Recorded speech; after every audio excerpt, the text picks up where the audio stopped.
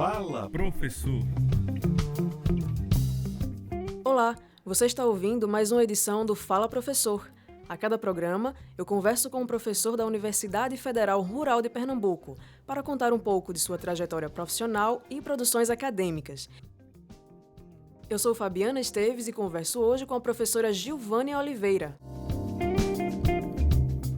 A professora Gilvânia possui graduação em zootecnia e em licenciatura em ciências agrícolas, além de mestrado em extensão rural e desenvolvimento local pela Universidade Federal Rural de Pernambuco, com especialização em agricultura familiar camponesa e educação do campo e doutorado em educação pela Universidade Federal da Paraíba, atuando ainda como docente no curso de licenciatura em ciências agrícolas na UFRPE. Professora, inicialmente, eu gostaria que a senhora falasse um pouco sobre a sua escolha pelo curso de zootecnia. A escolha pelo curso de zootecnia tem a ver com o meu histórico familiar, né?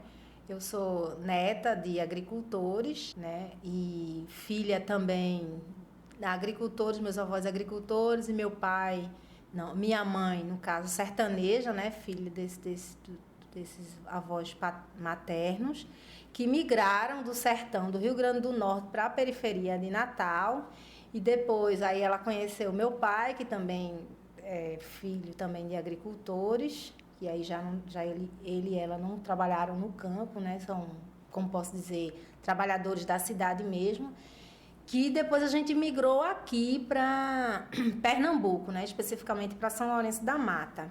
E aí, chegando em São Lourenço da Mata, ainda quando, até os meus 10 anos, a gente morava, era uma grande família, né? Os avós com os filhos e os netos, todo mundo.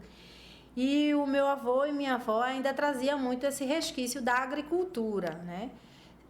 Envolvidos no quintal de casa, sempre tinha galinha, porco, ele plantava, tinha horta, plantava macaxeira, plantava batata, era uma casa que tinha um quintal grande. E essa foi a minha influência com o campo, né, que me motivou inicialmente. Quando eu era mais jovem, eu pensava que queria ser médica veterinária. Mas antes de chegar na graduação, eu passei pelo curso técnico agrícola lá em São Lourenço, que é o CODAI, que é uma escola aqui da universidade. E ao conhecer, no curso técnico agrícola, ao conhecer a diferença entre zootecnia, entre veterinária e zootecnia, eu optei por zootecnia, que é mais o campo mesmo do manejo dos animais. Eu achava muito chato decorar doença, decorar remédios, sintomas, tal. Eu achava muito chato decorar isso.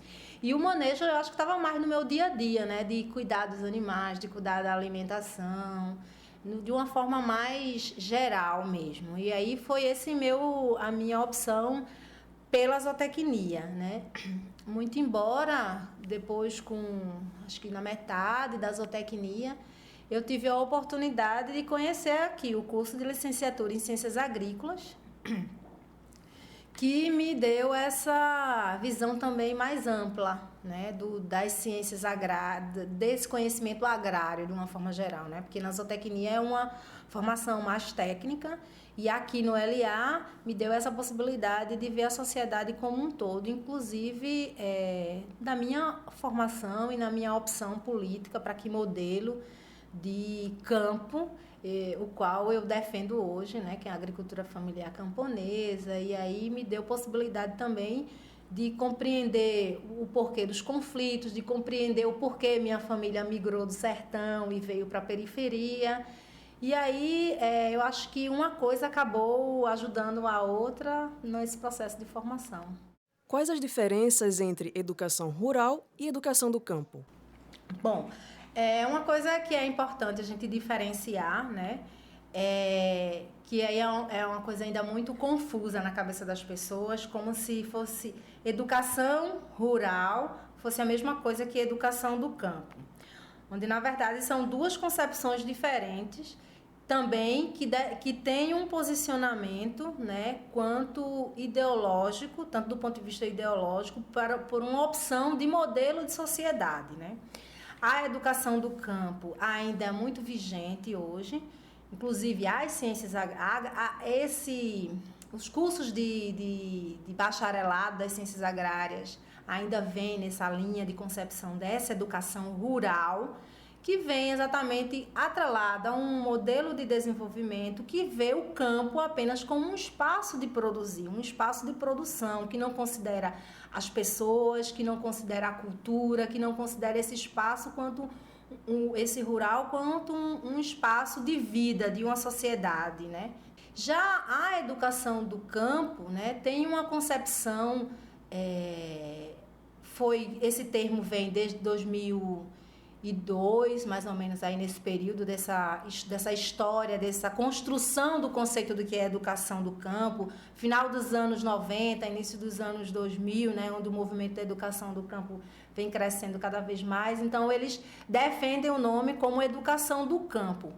Mas não é só mudança de nome de educação rural para a educação do campo, mas numa perspectiva de que tem uma certa identidade, onde os sujeitos do campo, que aí é considerar os indígenas, os quilombolas, os assentados, os acampados, os ribeirinhos, enfim, uma diversidade de sujeitos que existem no campo, que até então ainda é histórico, uma invisibilidade, como se essas pessoas não tivessem importância ou não existissem, e que essas pessoas e que esses grupos reivindicam uma proposta de educação que venha estar a serviço de sua dignidade, de um desenvolvimento local, né, da valorização da sua cultura, de um campo que tem pessoas, de um campo que também tem direito de lazer, também tem direito de saúde, de infraestrutura, de assistência técnica, de produzir um alimento saudável, né, de ter produtos para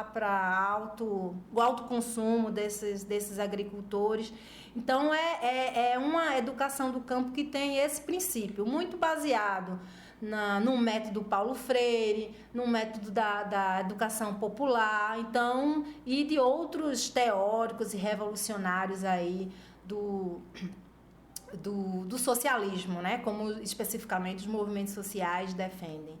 Educação como direito humano e convivência com o semiárido nas redes públicas de ensino de Pernambuco é o título de uma das pesquisas que a senhora coordena. Nos conte sobre os objetivos desse estudo e sobre como tem sido o processo de pesquisa. Esse projeto aí, ele foi pensado também, primeiro, numa angústia e, ao mesmo tempo, a necessidade da gente compreender como é que estava se dando a educação, né, nos municípios, especificamente naqueles municípios que decretaram estado de emergência há 2 anos atrás, quando estava muito forte a seca, muito embora ainda continue nesse processo, alguns municípios ainda sofrendo, mas foi um momento também que estava muito em evidência na mídia. Então, um grupo interinstitucional, então tem movimentos sociais, tem universidades, tem a Secretaria Estadual da Educação, tem a Undime, tem a Fundação Joaquim Nabuco, várias instituições. A gente se reuniu e pensou nesse projeto na perspectiva, primeiro, da gente fazer um mapeamento, né, dessas escolas, esses municípios que estavam em estado de emergência, e aí selecionamos a entrevista, a gente... são mais de 180 municípios aqui no estado de Pernambuco, mas a gente só pegou Agreste e Sertão, que estava sendo decretado, né, segundo os dados também do governo do estado. E aí a gente aleatoriamente fez um sorteio de 54 municípios que estavam nessa situação. E aí, inicialmente, pegamos os planos, né, municipais de educação para fazer uma análise e perceber em que momento os planos municipais de educação, embora nem todos tinham, né, porque agora todos têm, porque recentemente com o Plano Nacional da Educação foi uma exigência para que os municípios fizessem, né, os planos municipais, mas aí naquele momento nem todos tinham, mas alguns que tinham e nos encaminharam, foi feita uma análise. E aí a gente percebe que dentro do Plano Municipal de Educação, a maioria deles não considera o espaço rural, né? Vê a educação apenas no espaço urbano, muito embora a maioria deles, na sua caracterização do território, diz que a maior parte do município é rural, né? Mas eles não falam em momento algum dessa educação direcionada para o meio rural, muito menos para a convivência com o semiárido, que é uma realidade deles. E aí a gente fez esse levantamento, alguns poucos municípios, eu acho que no máximo 2 ou 3, esse tem que olhar de fato nos dados da pesquisa, apontam, né, um pouco dessa valorização da convivência com o semiárido, porque talvez tenha uma gestão que tenha melhor diálogo com os movimentos sociais. Então, a partir disso aí, a gente também queria perceber como era que estava a articulação entre as políticas públicas, né? E que a educação, quando a gente defende a educação quanto direito humano, né? E que esse direito humano não é só a educação, ele tem que ser garantido saúde, habitação, trabalho, né? A maioria deles são agricultores, a política pública de crédito para produção, mas também de assistência técnica, né? Então, uma diversidade de políticas públicas para que possa garantir a dignidade. E a gente percebeu que também isso é muito frágil. Por exemplo, a gente foi conversar com alguns secretários de educação sobre essa questão, como era que eles se preocupavam dentro da formação dos professores, essa questão da convivência com o semiárido. A gente nem colocou exatamente que os professores das escolas que estavam no campo, né? Mas os professores de uma forma geral, porque o município também de uma forma geral acaba sofrendo com esse processo de estiagem. E aí eles colocavam que eles não trabalhavam isso. E para conversar sobre isso, teria que conversar ou com o secretário de Agricultura ou com o secretário de Desenvolvimento Rural, que esse negócio de convivência com o semiárido era com essas secretarias. Então, a gente ia percebendo como havia uma desarticulação entre as secretarias, consequentemente, entre as políticas públicas. Às vezes, era muito comum, numa determinada comunidade, estar lá a escola, mas também ter projetos de infraestrutura, também ter projetos da Secretaria de Desenvolvimento, da Secretaria de Agricultura, da própria Secretaria de Direitos Humanos, né, na questão dos registros das crianças, dos documentos dos idosos, né? Mas eles não se articulavam, não havia uma articulação para um trabalho conjunto, era cada um no seu quadrado, sem muito uma conversa, um diálogo.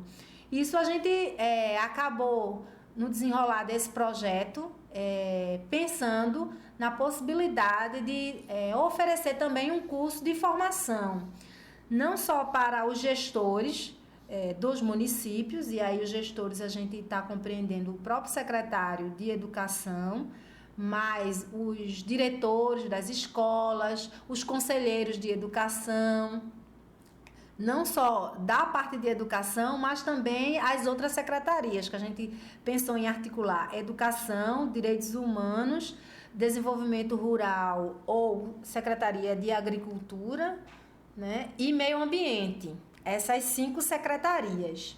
E mandamos o convite para que fosse articulado por região. Até o meio desse ano, a gente conseguiu desenvolver 5 formações por região. 3. Foi Caruaru, foi 3. Caruaru, Afogado da Engazeira e Salgueiro, né? Cada um representando uma região. Caruaru representando o Agreste, então todos os municípios do Agreste que estavam dentro da pesquisa foi para Caruaru. Afogado da Engazeira, a região do Pajeú e Sertão Central, e Salgueiro, a região do São Francisco ali. E o Araripe, aquela parte mais finalzinho do estado de Pernambuco. E foram oferecidos 3 momentos de formação, né? Um sobre a discussão da educação do campo, outro sobre desenvolvimento sustentável, outro eixo era direitos humanos, mas de certa forma a gente tentava articular, embora o eixo tinha esses eixos centrais, mas a gente tentava sempre articular todas essas secretarias juntas para que pudessem construir uma proposta, que está sendo esse momento atual, né? Todos que participaram do curso, né, gestores, secretários, conselheiros de educação, eles, a partir dessas formações, a gente propôs para eles fazerem um diagnóstico com mais detalhe, né, da sua região ou do seu município, né? Que isso ficou muito da forma como eles se articulavam, como era melhor para eles, e pensar em um projeto de intervenção onde pudessem estar articulando todas essas secretarias e, ao mesmo tempo, estimulando esse trabalho dessa inter-relação de várias políticas públicas na sua região, no seu município. E esse é o momento atual do projeto. Professora, quais os principais desafios da educação crítica nas ciências agrárias?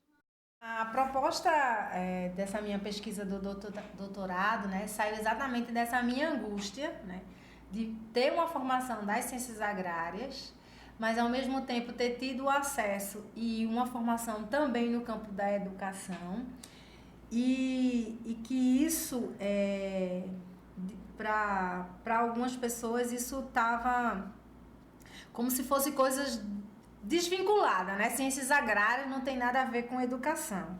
Mas aí é onde exatamente a gente provoca e volta novamente o que eu falei na primeira questão, né? Não dá para a gente pensar desenvolvimento e educação desvinculado. Eles, de fato, têm essa relação. O modelo de desenvolvimento é que influencia o método ou o modelo de educação. Historicamente, a gente tem isso claro, né? Nesse modelo de industrialização, né, que a gente vem sofrendo, quantos cursos foram criados para formar mão de obra para aquele modelo de desenvolvimento. Atualmente, embora a gente esteja passando num momento de crise no Brasil, mas há alguns meses, alguns anos atrás, a gente estava vendo esse boom de desenvolvimento, sobretudo aqui no estado de Pernambuco, né, os grandes polos aí, Mata Norte e Mata Sul, Suape, e na Mata Sul e a Fiat na Mata Norte, né? De que como essas empresas estavam influenciando, né, para a formação de mão de obra ao serviço desse modelo aí de desenvolvimento.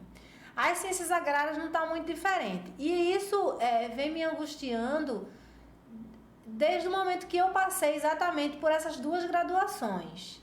E aí depois, no segundo momento, com a minha experiência quanto assessora técnica de movimentos sociais, né? Depois que eu terminei minha graduação, eu fui contribuir como assessora de extensão rural para os movimentos sociais. E isso era muito perceptível ao trabalhar mesmo sendo um grupo interdisciplinar, né? Das ciências agrárias, ciências sociais, tá? A gente trabalhava juntos, e a gente fazia o planejamento de uma semana para a gente desenvolver o trabalho dentro do assentamento. E aí na segunda-feira a gente sentava para conversar nesse processo de planejamento, de organização desse trabalho, e os colegas logo depois, no final da tarde, saíam para suas áreas. Quando era 2 dias depois, eles voltavam, né? Voltavam e diziam: olha, eu não tenho o que fazer no assentamento, porque eu cheguei lá e perguntei: tem algum bicho doente? Não. Tem alguma planta com problema de praga? Não. Então eu não tenho o que fazer no assentamento. E eu voltei. E isso me deixava muito angustiada, porque eu dizia: como que você não tem o que fazer, né? Você é um assessor de desenvolvimento, é assim um pouco que a gente considera, né, o extensionista rural também, de desenvolvimento daquele assentamento, daquela região, e o seu papel não é só ter uma visão unilateral, especializada na produção. Você precisa compreender se eles estão com um problema de lixo que causa também poluição, que isso consequentemente pode trazer problemas de saúde para aquela comunidade, se a escola está funcionando, se não está funcionando, o que está acontecendo, a professora não está vindo, né? Aí a gente tem que organizar a comunidade para ir na Secretaria de Educação saber o que está acontecendo. Tem muitas pessoas analfabetas, por que não mobilizar e tentar ver alguém que possa estar dando formação? Se tem tem problema de agrotóxico, né? Embora nem todos eles tinham uma formação, né? Na verdade eles tinham uma formação de como utilizar o agrotóxico, né? E não evitar de usar o agrotóxico, né? Se as embalagens de agrotóxico, o que é que eles estão fazendo, né? Se eles utilizam, como é que está a questão do rio, como é que está a questão do saneamento, as fontes de água. Então tem N questões que, quanto técnico, mas sobretudo quanto educadores, porque eu vejo isso quanto educadores sociais, né? Que esse técnico também pode estar atuando e pode estar desenvolvendo esse papel dentro de uma área de assentamento. Isso também poderia estar ajudando. Mas, infelizmente, ela, né, não teve essa formação ampla, como eu tive a oportunidade de ter quando eu fiz o LA, né, de perceber, né, esse campo para além do produtivo. Era um campo que tinha pessoas e que tinha problemas e que tinha diversidades e que tinha necessidades. Tudo isso. E foi me angustiando até conhecer e poder participar de uma proposta de formação lá em 2005, né? Que fruto também da luta dos movimentos sociais em busca de uma educação do campo, né? Que eles já tinham essa preocupação, porque eles diziam assim, os movimentos que essa universidade rural forma, ou outras universidades convencionais das ciências agrárias forma, não nos servem. Esses técnicos não servem para a gente, porque eles não entendem a nossa luta, eles não entendem a nossa proposta de desenvolvimento, a nossa proposta de produção orgânica, com base na agroecologia e tal. E aí eles propõem, dentro dessa luta da educação do campo, que iniciou só com a alfabetização de jovens e adultos, depois foi se expandindo para ensino médio, ensino fundamental, ensino médio, graduação e chegar a uma especialização, a pós-graduação a nível de especialização, um projeto chamado Residência Agrária, que era específico para trabalhar a formação de técnicos e técnicas que já trabalhavam nas áreas rurais e que eles estavam chamando de egressos, mas que já eram profissionais que estavam atuando. Era técnicos que já estavam atuando e egressos, quem tinha recentemente terminado o bacharelado das ciências agrárias. E para dar uma formação específica para que pudesse compreender esse contexto e trabalhar com essas áreas rurais. E o ponto inicial desse processo de formação foi o tal do estágio de vivência, onde os técnicos, embora já trabalhassem, eles estavam recebendo os recém-formados, que iam acompanhar com esses técnicos e técnicas que já trabalhavam por um período, esse processo de acompanhamento técnico. Depois, a partir disso, que isso também servia de diagnóstico, a partir disso criaram um projeto de pesquisa que tinha que ser desenrolar no período de mais 2 anos, que era o período das aulas que estava acontecendo esse projeto. E isso foi muito assim gratificante, porque houve uma mudança significativa, né? Pelo menos a maioria das pessoas que fez esse curso comigo, né? Eu posso identificar exatamente os espaços onde eles estão ocupando e que proposta hoje eles estão defendendo, né? Alguns são secretários de agricultura, outros são técnicos de empresas de extensão rural, outros são técnicos do INCRA, outros trabalham em ONGs. Tem outros que já estão na universidade e continuam nesse movimento da educação do campo e da agroecologia, né? Inclusive em núcleos de agroecologia, que também é o meu caso, que estou agora como docente aqui na universidade. Primeiro é uma luta, uma briga ideológica, né? Política, mas também teórica e de argumentar contra esse modelo de educação tradicional rural e do agronegócio, e que a gente aponta outras possibilidades, um outro modo de educação, um outro modo de sociedade, um outro modo de desenvolvimento mais sustentável, né, para toda a sociedade de uma forma geral. Esta edição do Fala Professor está chegando ao final e agradece a participação da professora Gilvânia. O programa teve a produção e apresentação de Fabiana Esteves, consultoria de Silvio Gleison B e coordenação do professor Francisco Caporal. Na técnica, Tiago Honorato e Matheus Bernardo. Uma produção da Rádio Web Agroecologia, do Núcleo de Agroecologia e Campesinato da Universidade Federal Rural de Pernambuco.